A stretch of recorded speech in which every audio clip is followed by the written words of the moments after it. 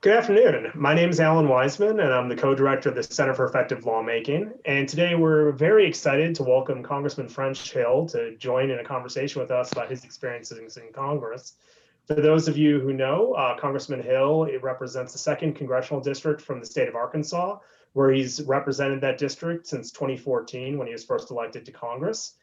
Prior to serving in the U.S. House of Representatives, Congressman Hill was actively engaged with the business community in Arkansas, where he served as a commercial banker and investment manager to members of the community.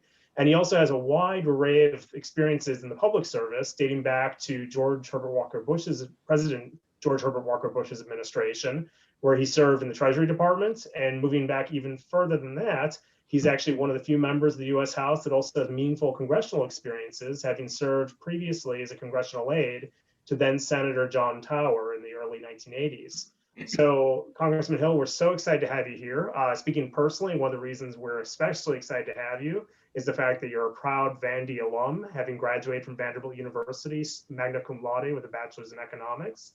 And we're really excited to hear your perspective on your time in Congress, your experiences, and perhaps some points of information and guidance that you could offer to future Vanderbilt alums who are going to be tuning into this interview.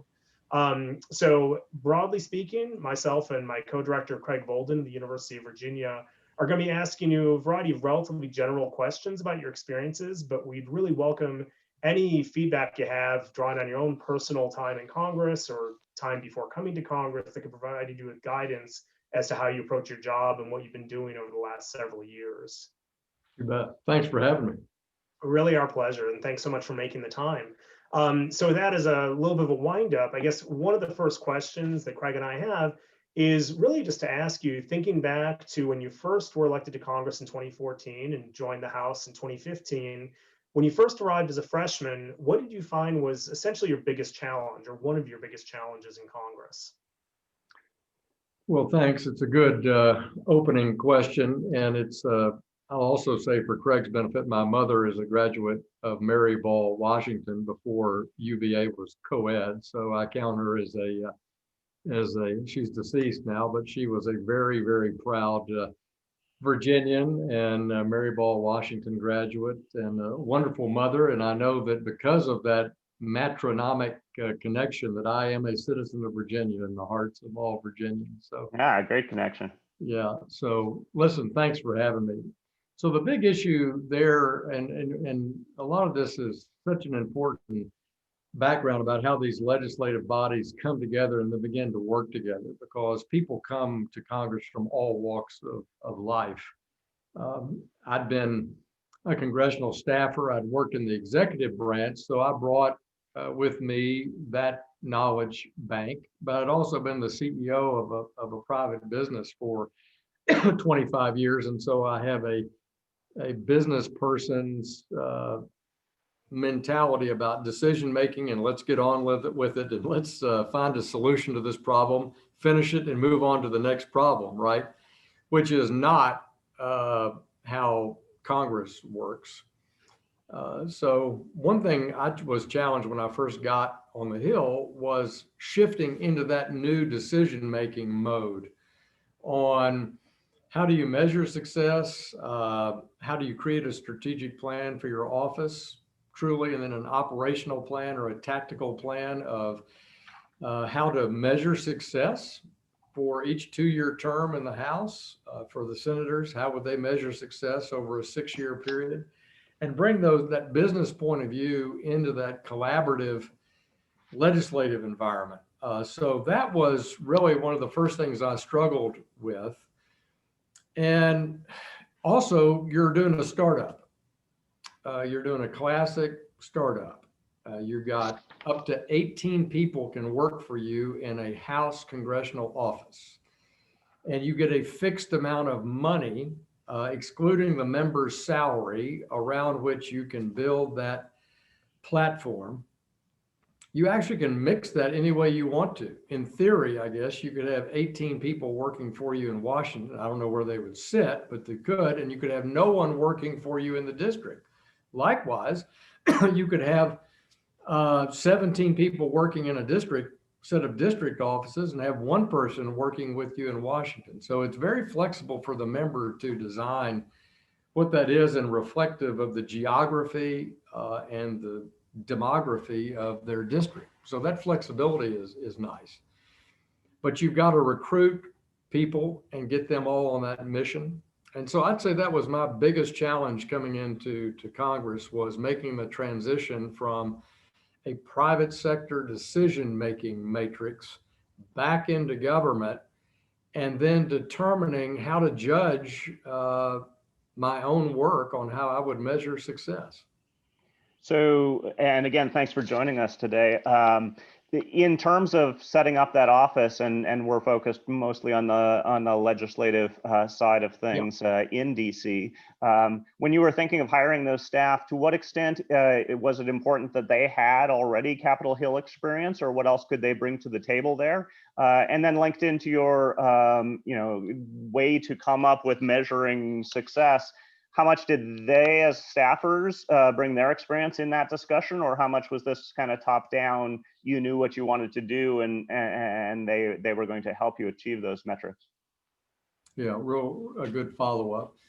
So I'm a big believer in experience. When you do a startup, what would you do? You go find the best people that work in each function of whatever this business mission is. So I hired both a chief of staff and a legislative director that had deep Washington experience, and both had even experience with my congressional district. So they were not learning a new set of issues around the district. They had both worked for my predecessor in different capacities, and I promoted them to chief of staff and ultimately legislative director. One is from Arkansas, and one is from Northern Virginia. And that's another thing I've worked hard to do, is keep that ratio of those employees about 50-50 Arkansans versus non-Arkansans, to create that constituent connection and understanding as well. So I did hire based on Hill experience.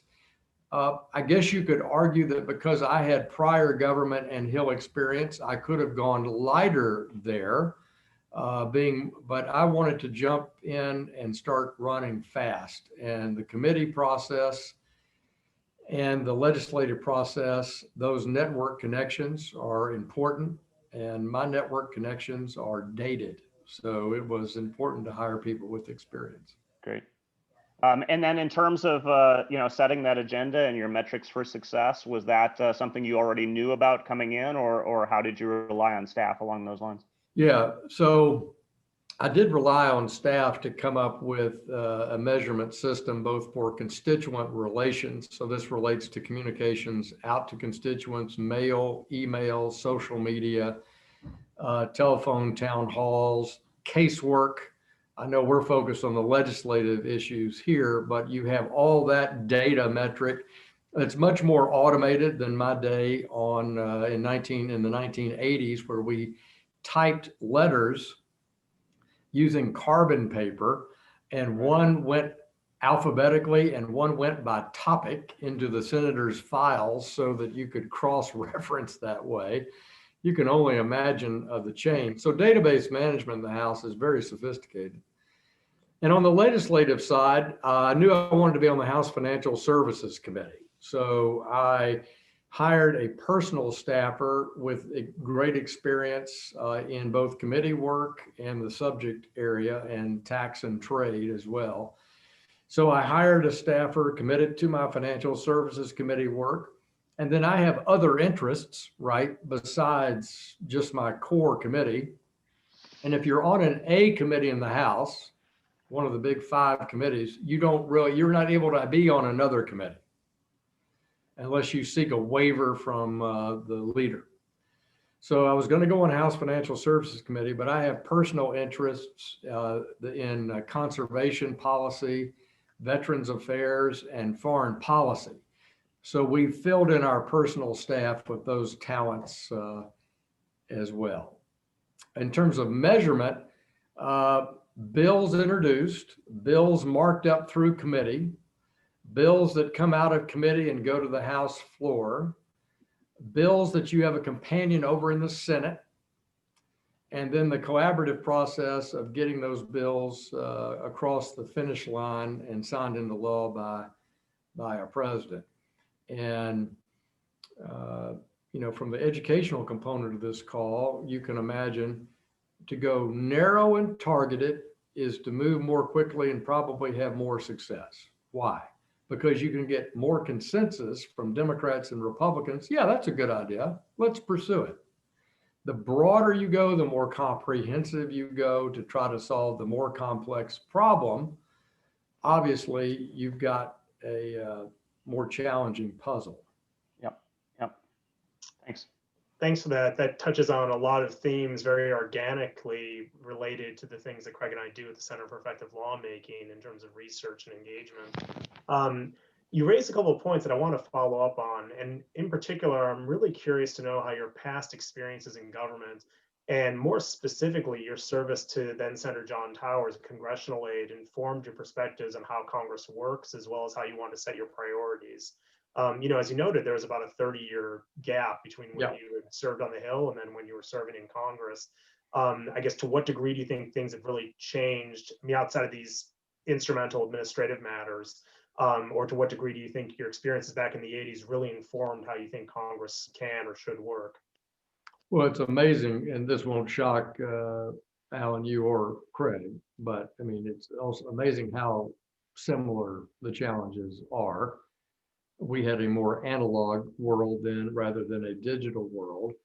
But that issue of going to your colleagues on your side of the aisle and on the other side of the aisle and finding people who will share your perspective and passion for a given topic and then getting it done, which implies a multi-pronged approach at home, building constituent support in your home district, building constituent support in the greater Washington, D.C. swampland environment, meaning who's for and against your idea institutionally around the city, making sure the executive branch is brought in on it if that's relevant to the topic, and then going across the Capitol and engaging senators on it, and senators, bigger staffs, but they're also on 3 committees, and they tend to have even a more sort of fragmented view of policy making. That part, honestly, it's identical. It's as if I just shut the door to my office, opened it, and it was 30 years later, and I'm a little grayer, weigh about 15 pounds more, and just start at it again. So I was mentally prepared for that. I think that's helped me, no doubt. Are there more challenges to it? Again, on this issue of narrow, I would say no. The parties are more polarized in the sense that the Republicans are more Republican than ever, and the Democrats are more Democratic than ever. That's, I would say, generally true, which means the committees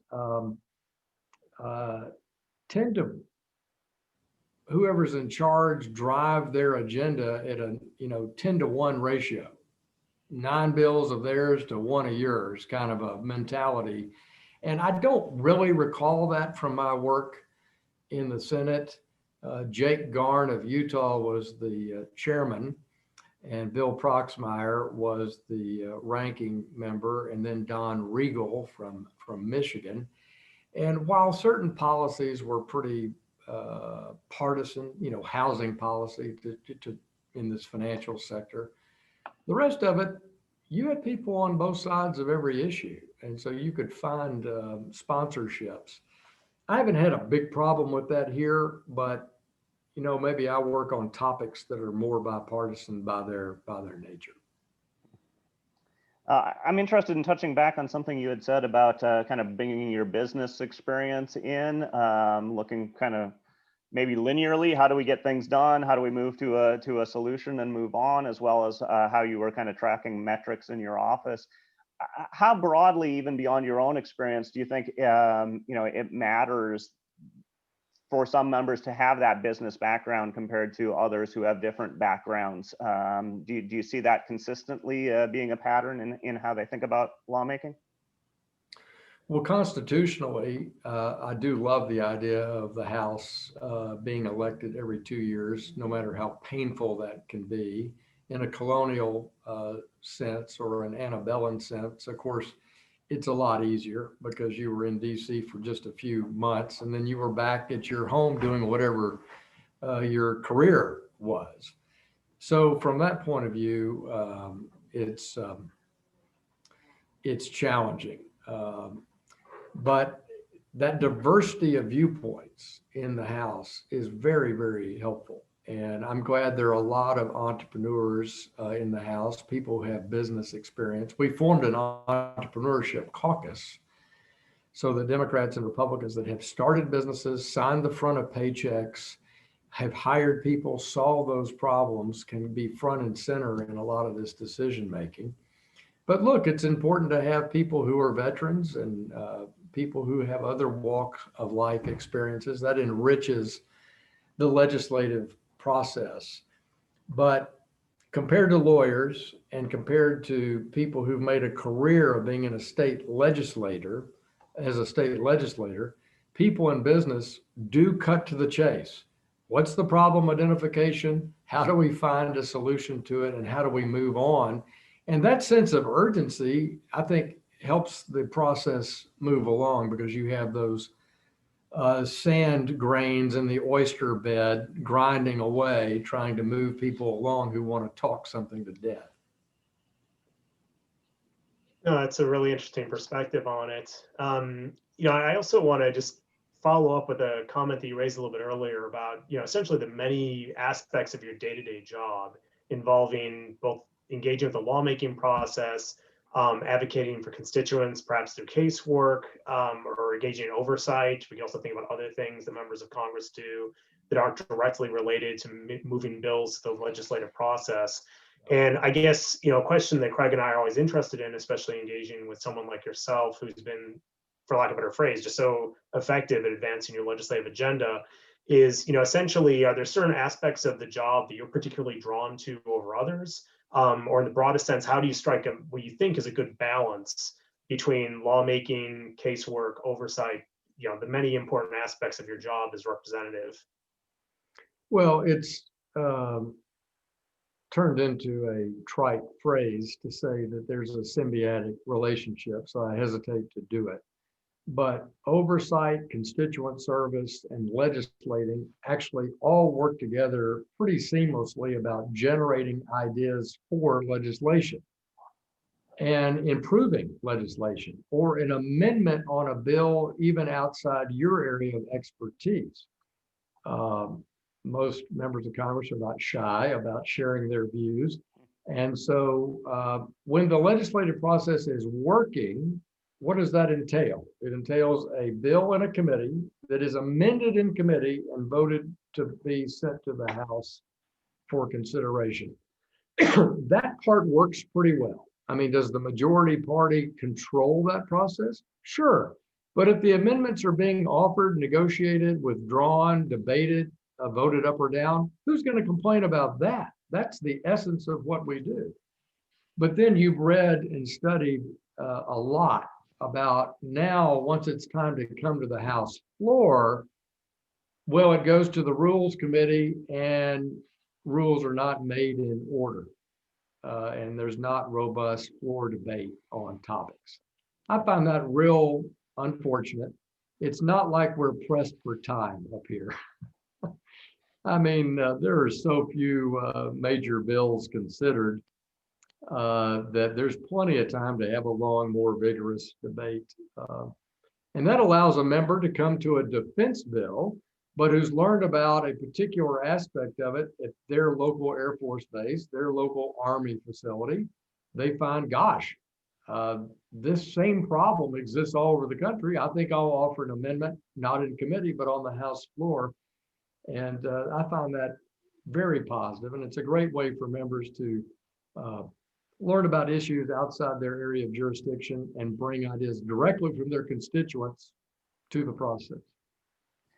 That brings us right to a question that we've been wondering about and struggling with at the center ourselves in terms of generalists versus specialists. You were saying some of the benefits of having people with different backgrounds is their general perspective and different angles. At the same time, some degree of expertise and specialization makes sense.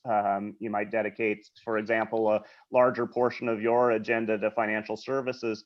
How do you think about balancing that in your own legislative portfolio? That you said there were a few things you wanted to deal with beyond financial services, but how do you make sure that you don't get pulled in too many different directions and lose out on that specialization and expertise? Well, the committee system there begins to contribute to a more defined ability to have value add. So if I have a natural resources idea about improving a wilderness area in Arkansas, I have a fellow Arkansan, Bruce Westerman, who's on the Natural Resources Committee. He also just got voted to be ranking member in the upcoming Congress on that committee. He's a Yale graduate degree in forestry. And, you know, you work that way and take advantage of the networking in the committee process to not spread yourself through too thin by trying to be an expert, but partnering with somebody who can really help you with your idea. The pandemic, this is another key area of how the pandemic has negatively affected the collaborative nature of a legislative body like the Congress. You may have read Speaker Pelosi is not a fan of meeting. She's allowed the Democrats to vote by proxy. There's a lawsuit that'll go up to the Supreme Court on that issue. We could talk more about maybe at another time. But you have members off in their districts. Well, how in the world are they supposed to cross-fertilize these ideas, depend on expertise elsewhere, and do that remotely? When a lot of the good ideas in Congress come through serendipitous conversations in the cafeteria, it's very much like a university campus, very much like an interdisciplinary process.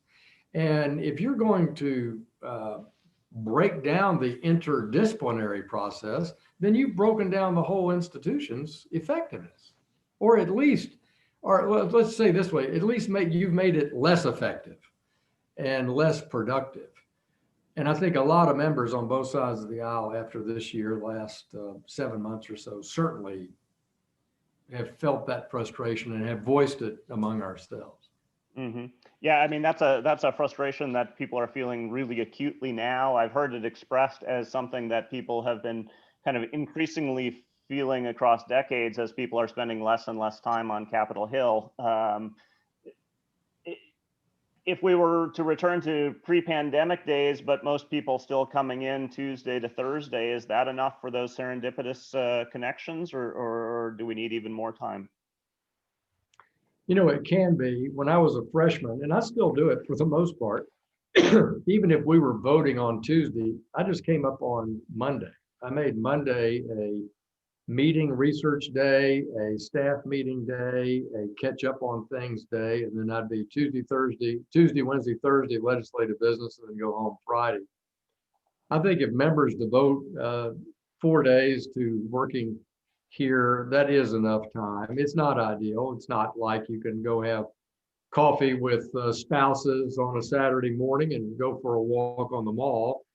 Some of that, the sacrifice, I think, is in that social life, not in the business life. So those 435 members are really putting a premium on getting their legislative priorities, regulatory priorities, work done while they're here. And what gets sacrificed is they don't really go out and shoot the bull with their pals that they're making. And so I started a dinner series when I was a freshman called the Longworth Garner series, named for Nick Longworth, who was a Speaker of the House for the Republicans, and Cactus Jack Garner, a Speaker of the House for the Democrats, who also was FDR's first vice president. These two men were opposites. One from Ohio, one from Uvalde, Texas, one a self-made lawyer, also a Vanderbilt graduate, I might add, Jack Garner was.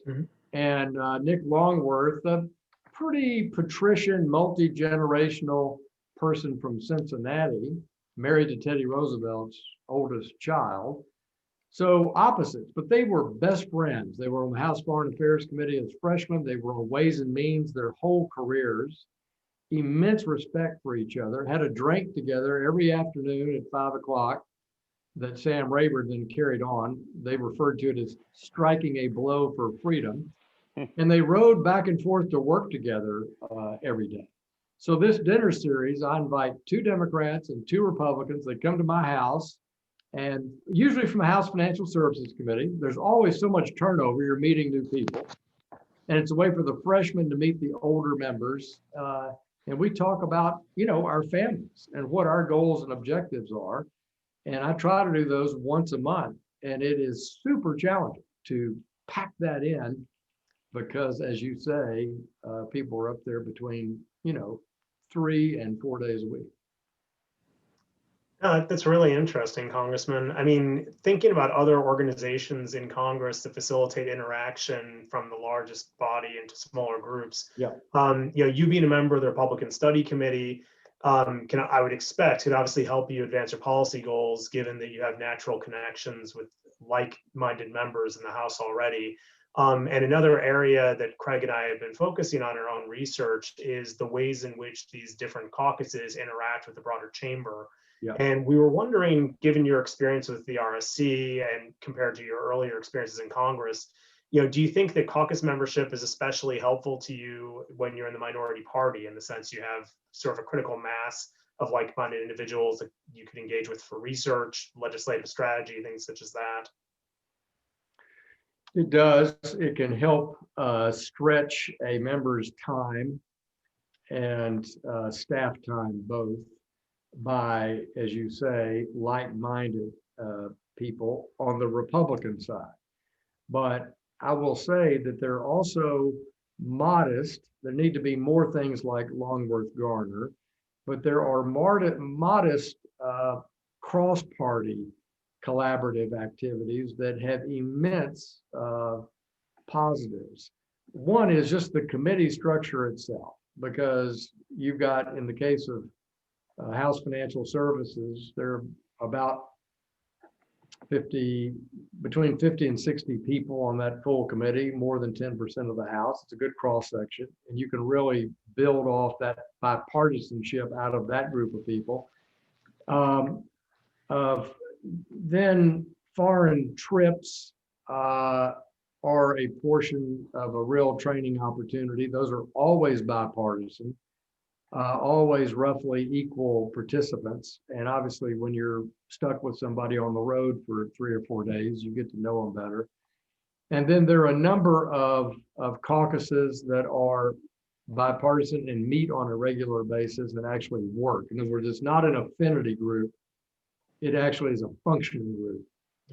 You might have somebody that's the cancer, caucus. Well, these are people who put cancer research at a premium, but the group doesn't meet per se. It collaborates on the letter during the appropriation system, or it might go to an event once a year.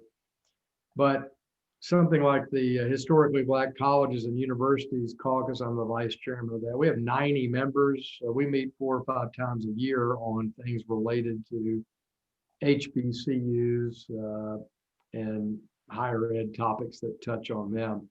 So those are ways to build across the aisle and across the Capitol, because many of these are bicameral. And then finally is the educational opportunities that aren't travel related, but they are bicameral groups by topic. And I'm very active with the Council on Foreign Relations. Those meetings are in the Capitol and they're bicameral, bipartisan. So those are very helpful as well. But there are many examples of that. And all those things can leverage the staff time and the members' time to try to get to the heart of finding a sponsor or an advocate for something you're trying to do. Thanks. I'm hearing kind of, to an extent, both sides of the coin. You were talking about, say, in committees, the bipartisan nature of those being helpful for the exchange of ideas. And at the same time, this kind of 9-to-1 ratio of moving majority party legislation compared to minority party legislation. Feels like there's always a little bit of back and forth. How would you assess both committees and then Congress as a whole in terms of how well is it doing on bipartisanship? How well is it doing on overcoming the polarization that we hear so much about? Yeah, well, a lot of this can be set by the majority leader and by the committee chairs. For example, in my first 4 years in Congress, Jeb Hinterling of Texas, he's an Aggie, so he has nothing in common with you guys. Jeb also was a former Senate staffer. When I left the Senate Banking Committee staff working for Tower, he, as a young staffer, came to work for Phil Gramm, who was elected senator from Texas. So Jeb and I had a similar career. Jeb set a goal of certain big issues. He didn't expect to have a lot of bipartisan support on a few things. But he told us, if you want to move a bill, you better have a Democrat sponsor. Wow, that's setting that's a milestone. So he's basically telling you, you can have a Republican only bill, and I'm going to look at it. If I like it, I'll try to pursue it. But if you really want to legislate, man, you need to have a Democrat on that bill with you. So that was his mindset, and he was one of the most conservative people in the House of Representatives. So that tone can be set at the top. Steny Hoyer and Kevin McCarthy and can set that tone. Nancy Pelosi can set that tone. I have found in this past 2 years, that tone has been utterly abandoned. And so there really has been honestly, there really just hasn't been any effort made by the majority party in this particular Congress. But in the two prior Congresses, I'll give you an example, including, so this is in President Trump's first 2 years, Republicans controlled the House. A great Virginian, I don't know, can't remember if he's a UVA graduate or not, Bob Goodlatte chaired the Judiciary Committee. Sure. And Bob Goodlatte, a very distinguished legal scholar, and had a proposal for immigration reform. Now think about that. This is a Republican bill, but he had Democrats on it, and he had sort of persuaded President Trump to say he would sign this bill. You know how that goes. You've watched this show for 4 years, so yeah. I say sort of persuaded. So he ended up doing 2 versions of his bill, and Speaker Paul Ryan would meet with both sides, including the different groups inside the 2 different conferences. There are liberal, progressive Democrats, and there are centrist Democrats. In the House, Republicans, you have the Tuesday group, which are more moderate Republicans who represent swing districts in the Northeast. And then you have the Freedom Caucus, which are whatever they are, for freedom. And so these bills had people from all those groups on them.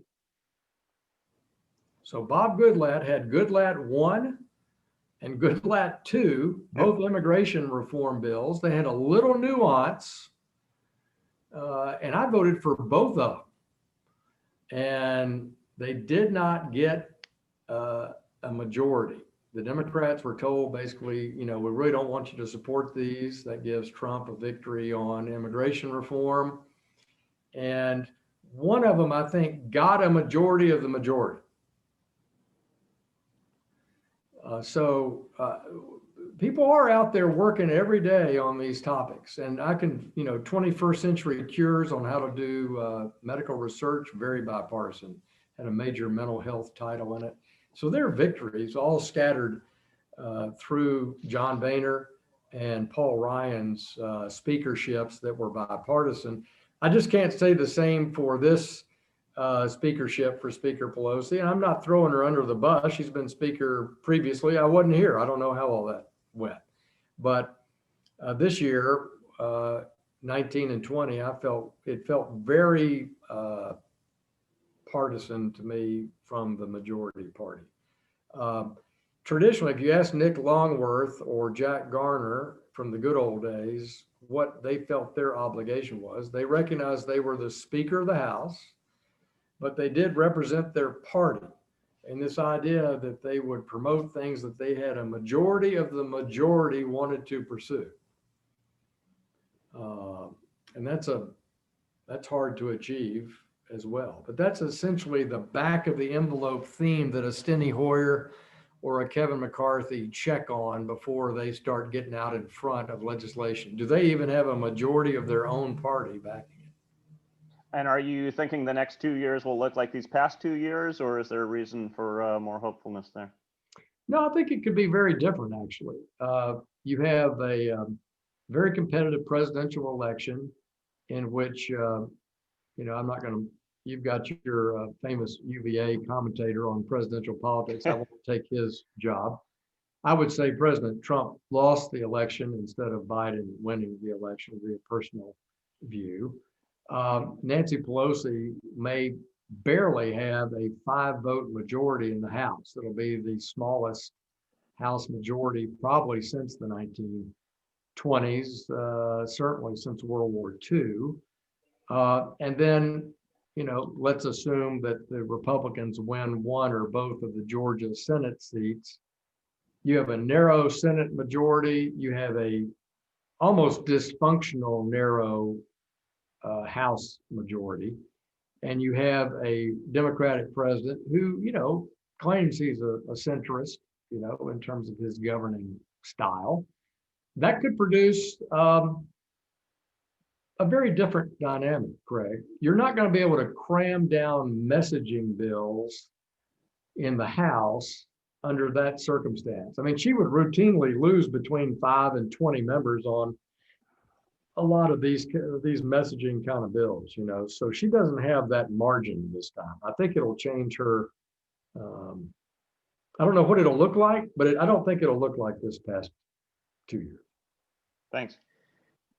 Congressman, I'm really curious. I mean, just listening to your observations, both in contemporary times, so maybe 10 years ago or 20 or 30 years ago, given your previous experience as a congressional aide, your service in the Bush administration, and now you actually sitting as a member of the House, and admittedly this is a bit of a big thing question, but I mean, what do you think is essentially the role of Congress in terms of its relationship with the presidency? And, how well do you think Congress is serving what I view as the ideal role? Well, Article 1 is the first branch, and it has more than 50% of the words in the Constitution relate to Article 1. So it's clearly modestly superior to Article 2 or Article 3. But in a classic sense, obviously, we have 3 co-equal branches of government. And in the 6 years I've served here, I think Congress takes its oversight responsibility quite seriously. I think you can go down a lot of rabbit holes for partisan political purposes that are not conducting oversight. So, I don't want to make this call a political call, but pursuing impeachment over President Trump's call, to the Ukraine was, hitting, a fly with a thermonuclear weapon. I mean, you have the ability to do oversight in the DOD committee, the Foreign Affairs Committee. You could have had all these people testify and carry on much of the same investigatory matters to determine if anything was wrong. But instead of that, you deemed it wrong and then declared it impeachable. And that's my point, is that you can, Congress will do what it does, and the power rests in the majority in the House. But you get my point, is that you can conduct vigorous oversight. And Congress, I think, does conduct vigorous oversight. This morning, I spent an hour and a half in an oversight commission meeting overseeing the Treasury and the Federal Reserve. We had Secretary Mnuchin there for an hour and being grilled on his loans in the national security arena from the CARES Act. So I think that's pretty good. Now, there are instances where you have more, if you don't do oversight, and what's the number one oversight tool you have? The power of the purse, which is regularly doing your appropriations bills on time, take them across the House floor, the Senate floor, take amendments and vote them. And when you're not doing that, you cede more authority to the executive branch through abdication of your responsibility.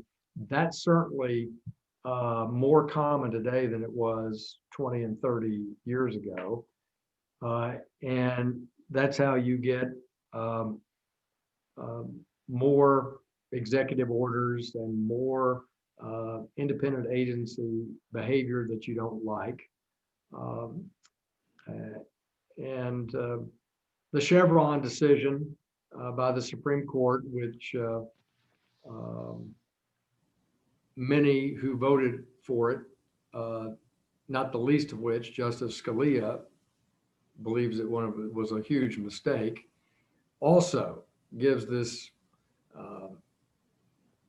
suggestion of preference to the regulatory agency. You are ceding Article 1 power when you do that.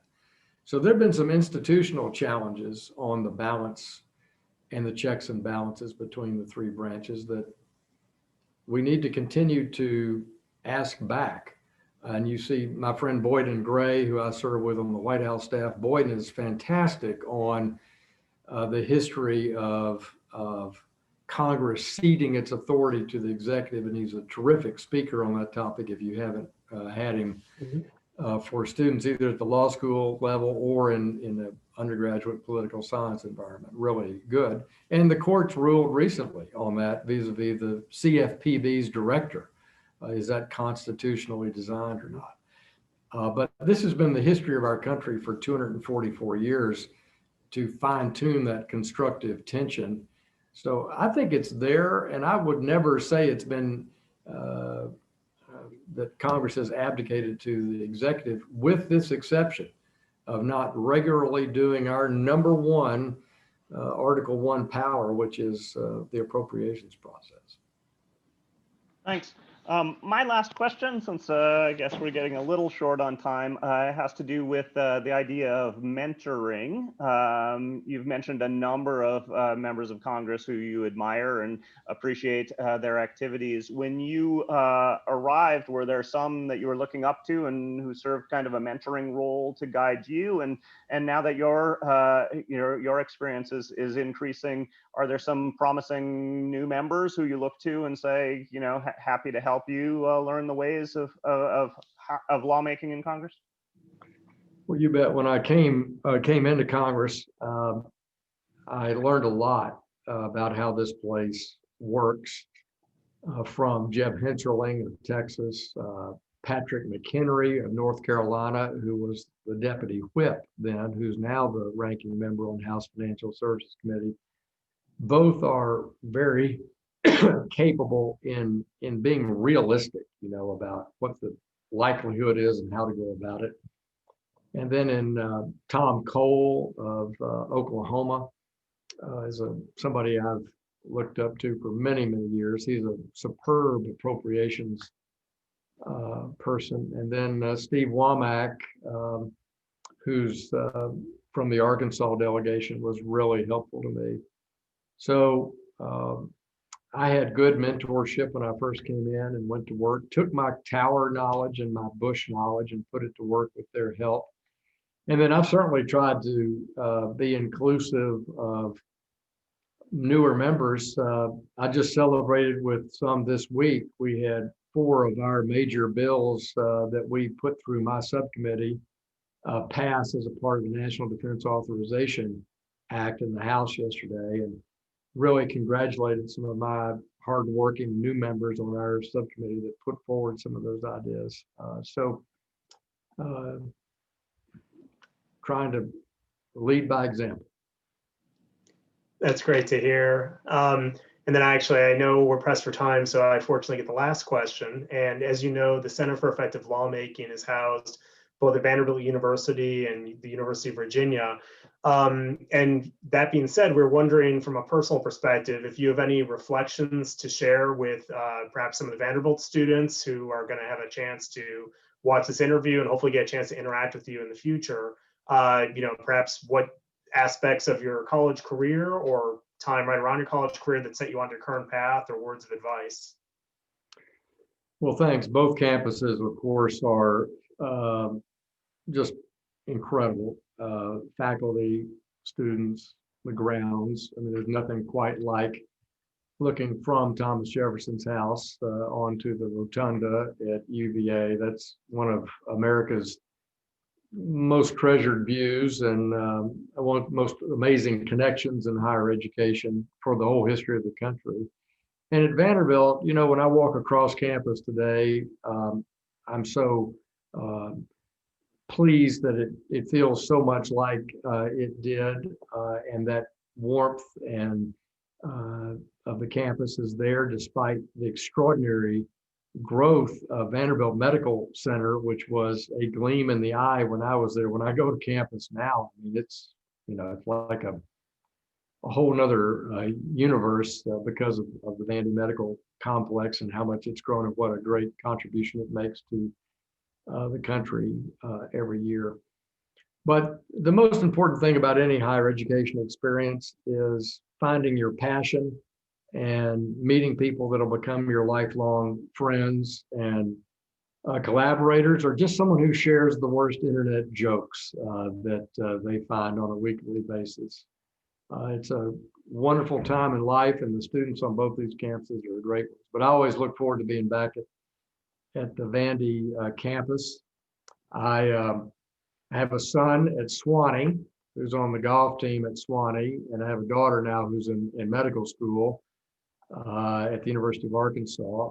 I did not have a Vandy or a UVA graduate. Liza, I took to Virginia, and she was irritated that suddenly they no longer took note of the fact that her grandmother went there. That was insulting to her, and she turned her nose up and went to the University of Texas at Austin, and I had to listen to all that for 4 years. But I married a University of Texas Austin graduate, so I should have known I would get double teamed when it comes to listening to all the Texas bravado. So that continues around our house. But I'd love to be on campus at either UVA or Vandy. And thanks for having me today. This was a lot of fun. Well, thanks so much for joining us. Looking forward to that soon day when we're more in person than we are now. You bet. Anything we can do to help follow up or anything we can help one of your students, never hesitate to reach out. Wonderful. Fantastic. You're always welcome in Nashville at Vandy, Congressman. We'll see y'all. Thanks. Take care. Anchor down. Anchor down.